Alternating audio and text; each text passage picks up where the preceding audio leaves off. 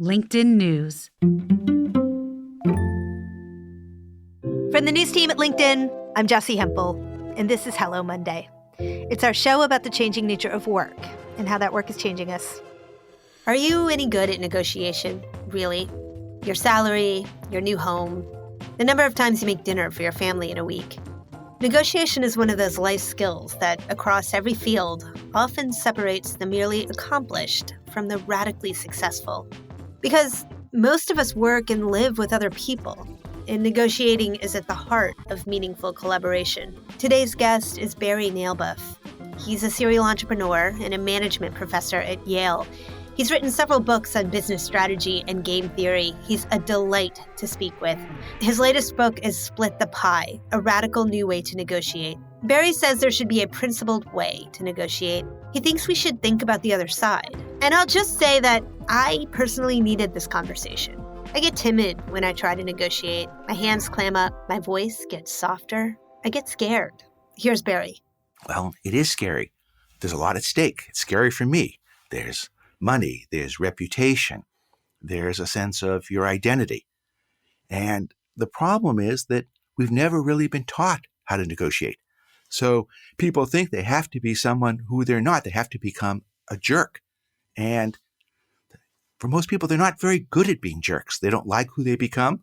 They don't do it well. And as a result, they find the whole process really unpleasant.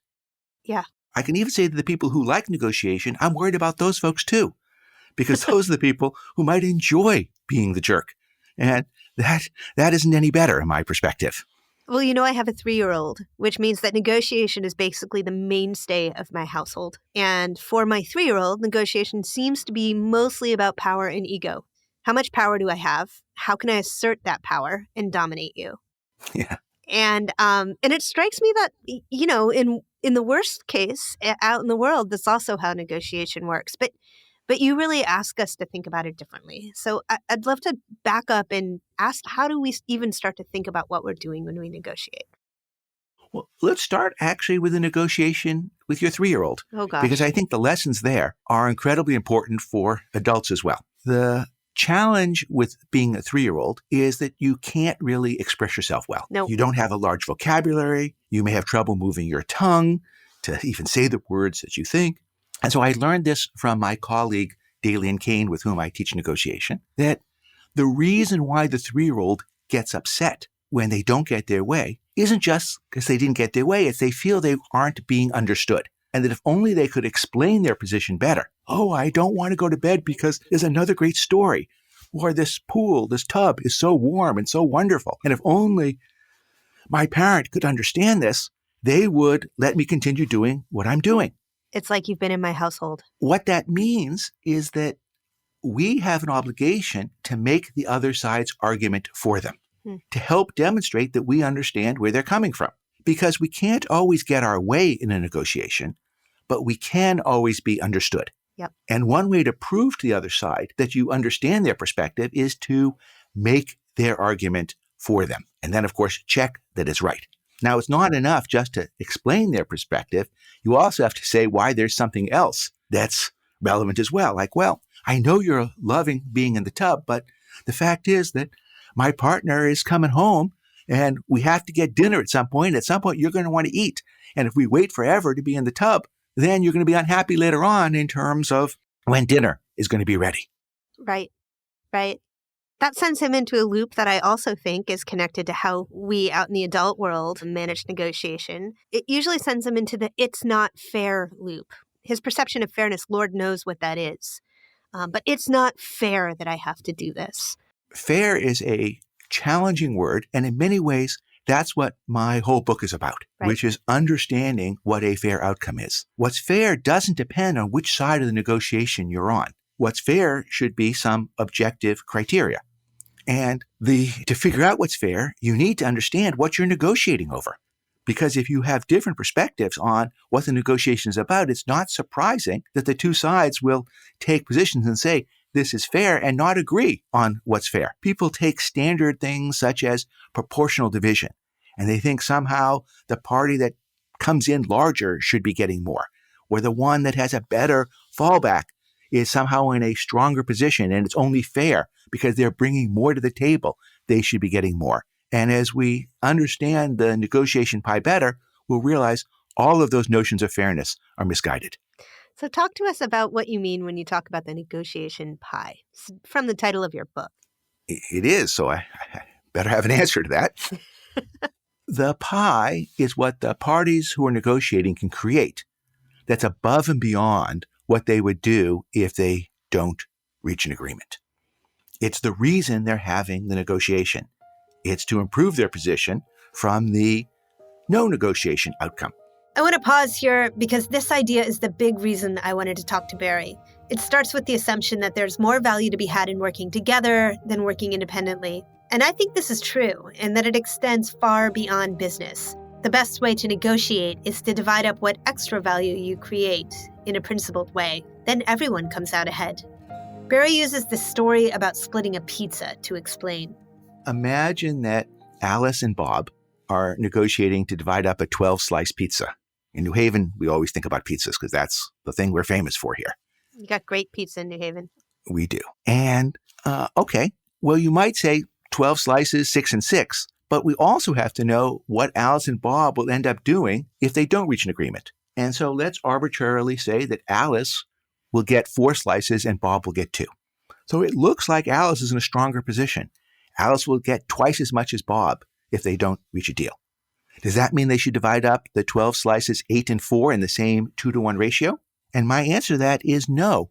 The negotiation isn't about the 12 slices. It's about beating the 4 and the 2, or beating the 6 slices they can get with no deal. And so it's about those extra 6 slices. Right. And to get those extra 6 slices, Alice needs Bob every bit as much as Bob needs Alice.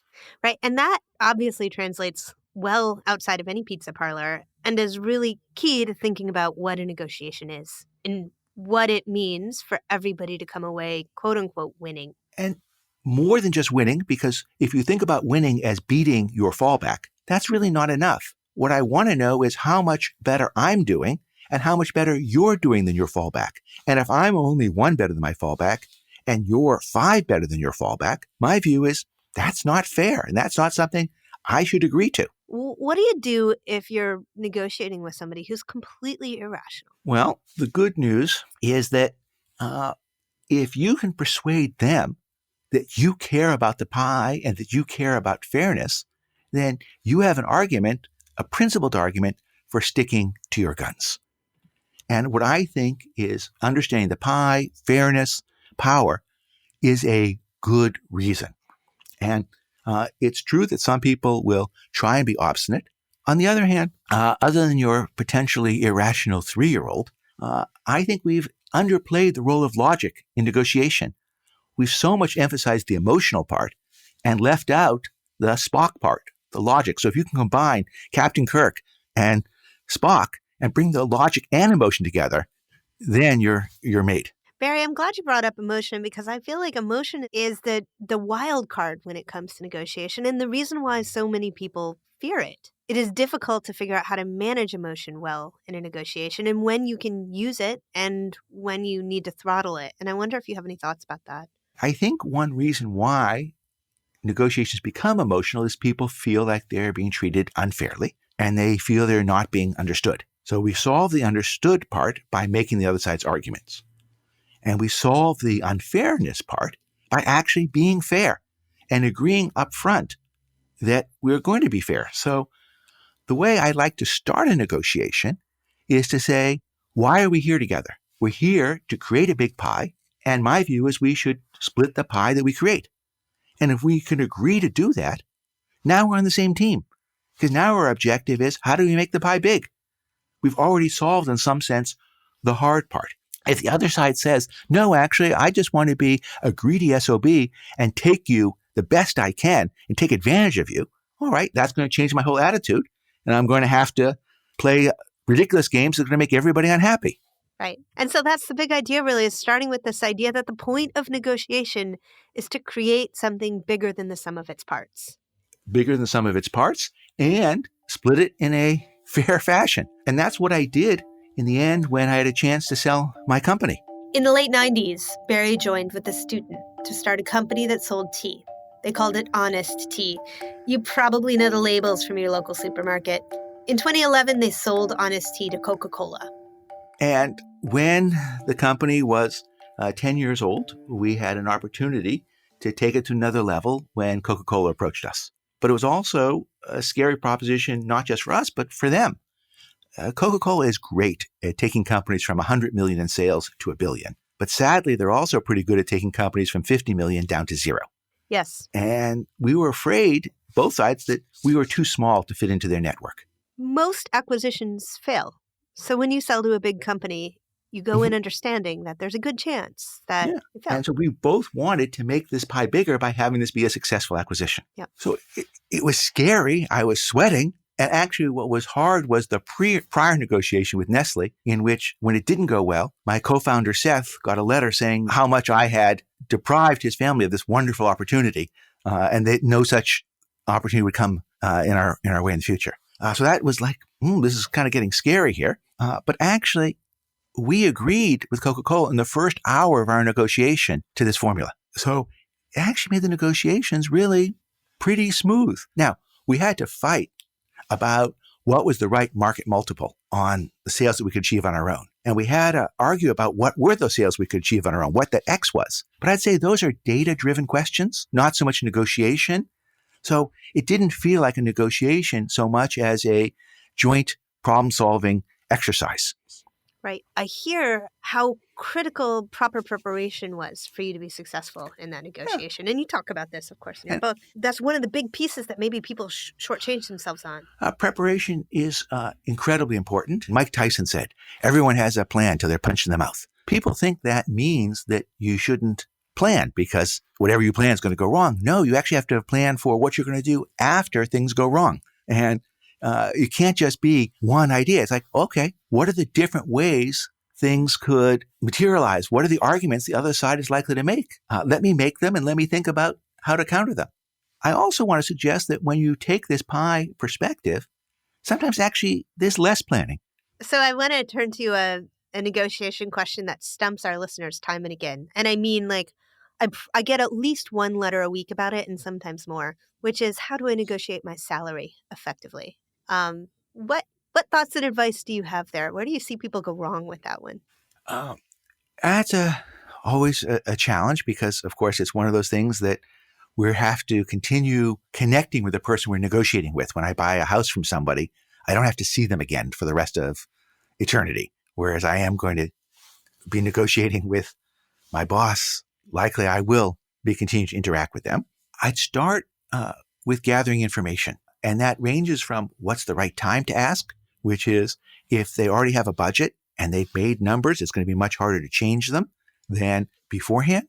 It's also providing information about what this company is getting, this organization is getting from your contributions. Why have you created a pie? What are the things that you've brought compared to what somebody else who might be sitting in your position would bring? So before, in some sense, asking for more money, can we get a better understanding of what it is that you are doing as a contribution? Right. Another is to try and understand what are the things they can provide to you that are valuable to you and perhaps not as expensive to them. Oh, that's an interesting thing to think about. So vacation days might be an example of that. Vacation days could be one thing, a 4-day week versus a 5-day week. A lot of these are more flexible when you're joining an organization rather than you're inside the organization. But if you're leaving a job which might have had a bonus connected with it, well, one view is this new company, you're only going to be at 3 months. Does that mean you get no bonus? Does that mean you get 3 months out of the 12-month bonus, so a quarter prorated bonus? Or can they match the bonus that you would have gotten by scaling up your performance for that one quarter times 4? And so they could do that for you without necessarily having to do it for everyone else. We're going to take a quick break here. When we come back, Barry will tell us where people go wrong. And we're back with Barry Nalebuff. He often sees people make the same negotiating mistakes. A classic error is they think they're supposed to anchor a negotiation with an outrageous number. They're supposed to start, if you're trying to buy something, incredibly low. If you're trying to sell something, with a number that's incredibly high. And you're doing that to soften them up, to perhaps see if they're can be taken advantage of. Right. And I think it ends up being counterproductive, because if I'm trying to sell you this house and you come in and the house is really worth $1 million and you offer me 400,000, it's like, okay, do you think I'm an idiot? Are you trying to steal this house from me? What's going on here? And their answer was, no, I was trying to just soften you up or anchor you with a low number. It's not a very good answer. So then you say, look, I have another offer for 800,000. And they say, okay, 750. You say, wait a second. Do you hear me? I said it starts with an 8. And so they say, okay, 850. Well, now what's happened is they've had to move from 400,000 to 750 to 850. And now I think they're just jelly, that they have no backbone, that anything they say doesn't mean anything. And so one of the problems with anchoring way low is that you get sunk by your own anchor. And therefore, you've had no principle. What I especially like about using the notion of the pie is that you can present the idea of splitting the pie and then stick with it. Because I've made an argument that's logical, that's principled. You've made something that's arbitrary. And my view is that logic beats arbitrary. Yes. Okay. You see me doing the work here, thinking through that. Absolutely, logic beats arbitrary every single time. But there is one case when I've heard you talk about this, when it's a great thing to give a crazy number. And that's when you're actually not all that interested in necessarily the outcome. And so there's a huge opportunity for you. For example, let's just say you were invited to, I don't know, give a talk at a dinner in South Korea. I wouldn't say that I was doing that for anchoring. This is another lesson, I argue, is that you should never say no. You should say yes if rather than no unless, and let the other side say no to you. Now, let's be clear. I'm not talking about things that are unethical or illegal here.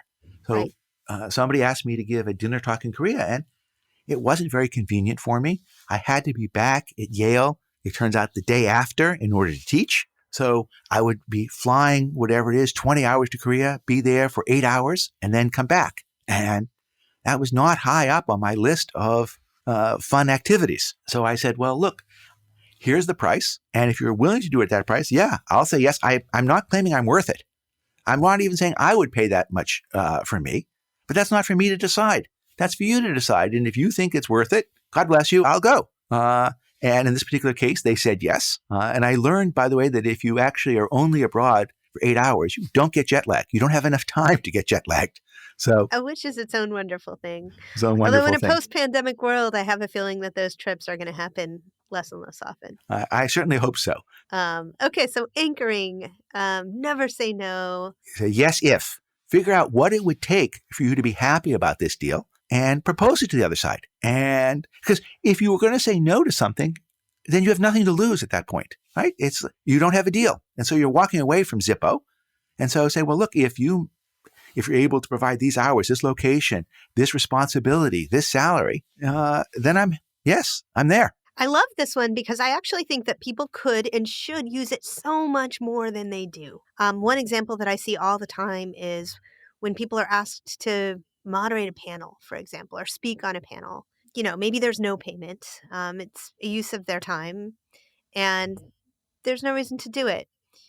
Most people, it never occurs to most people that they could turn around and say, well, yes, if, and create a sort of bucket of value for themselves. Maybe it's economic value. Maybe it's being featured in some way professionally to build your reputation. It just doesn't occur to people that they could be asking for anything. Yeah. A recent example of that is Jeremy O'Harris, a wonderful young playwright, was going to bring his slave play to the Center Theater Group in Los Angeles, but he was unhappy about the company of the schedule that year. There was only one play by a woman or transgender playwright. And so he said, look, I'm willing to give you my play if we fix this next season. And by fix that, he meant a whole season featuring women and transgender playwrights. And they agreed. And so now you'll be able to see slave play this year at Center Theater Group. And so essentially they wanted his play. He was prepared to say no, but he said, no, if this is what you do, I'm there. That's my yes if. Pretty awesome. We're getting close to the end of our time here. I wanted to just ask you a bigger question, Barry. You know, you have written and thought about a lot of topics related to business and strategy over the course of your career. You're bringing this book on negotiating to us now. Why is being better at negotiating important for us? We're terrible at it as a society, and that people aren't trained in it in high school. They're not trained in it in college. They look at these stereotypes from TV programs or from fiction books with hostage negotiations and think that's what it's all about. Or they see bad examples in government with presidents making ultimatums, and they think that's what you're supposed to do. And I see this with my students who I love, who are passionate. They are compassionate. They are empathetic. They are smart. And they throw that all out the window when they start negotiating because they don't really know what they're supposed to do. And they're afraid they're going to get taken advantage of. Now, if you can give people the tools, the vocabulary, the framework with which to negotiate, you don't have to be scared of it because what you're doing is working with the other side to do problem solving, to create a great value. And that's what was wonderful about Fisher and Urey's book, Getting to Yes. It taught us about focusing on interests, what the person wants, rather than their positions. But what that book left out was, how do we divide up this great pie that we create? And until you resolve that, you have to watch your back. And that's why I like starting with the question of, can we agree that we're going to split the pie? And if we get that, and the fact is, I'm never going to ask you for something more than what I'm expecting you to ask me. So I can't say I want 60%, because if I say that and you say you want 60%, we can't get an agreement. And I'm simply not willing to do 20-80 because I don't know why I should take the 20 rather than I should get the 80. And so the only agreement that we can both think is mutually acceptable is the 50-50. Okay, so now we got that out of the way. Now it's, what do we do together to make this pie big? Right. And that's going to help folks not be scared of this, to reach better agreements. Also, for people who've been historically marginalized and think that they're going to get less power in the negotiation because they're the small party or they have the worst fallback. No, this is helping people recognize power they've always had, but it's been denied by these artificial, historical, proportional divisions. Right. Because if we're making the pie bigger, then it's on us to take the percentage of the pie that we have created together and split it. There is a sense of collaboration. You're rolling up your sleeves alongside the person you are negotiating with and building something together. And absolutely. I suspect that one of the challenges with how we think about negotiation is that we think about it more like an argument. If you reframe negotiation and you throw out the idea of argument and you think about it more as a collaboration, that seems to be where you can begin to grow. Grow the pie, build trust, build a relationship. Again, none of that is possible until you've also resolved the hard part. There's two things in life you want to do: make a big pie and capture a big slice. That was Barry Nalebuff, Yale professor and author of Split the Pie, a radical new way to negotiate. And this week on Office Hours, we're going to talk about negotiation. Have you ever used a collaborative approach yourself? Let us know and come with your own stories and strategies that have worked for you. Join us on Wednesday afternoon at 3 p.m. Eastern. Office Hours really is our coffee break, the time when we sit down just to chill out a little bit in the company of our listeners, our friends. You can find us on the LinkedIn news page or email us for a link at hellomonday@linkedin.com. And if you like the show, please rate and review us. It really does help us so much. Hello Monday is a production of LinkedIn. The show is produced by Taisha Henry with help from Wesley Wingo. Joe DeGiorgi mixed our show. Florencia Uriando is head of original audio and video. Dave Pond is our technical director. Michaela Greer and Victoria Taylor make our pies bigger. Our music was composed just for us by the mysterious Breakmaster Cylinder. Dan Roth is the editor-in-chief of LinkedIn. Sarah Storm remains, as always, our fairy godmother. I'm Jessie Hempel. We're back next Monday. Thanks for listening. If you get really excited during our conversation, about what volume does that sound like? Oh my God, I can't believe it. You don't like honest tea?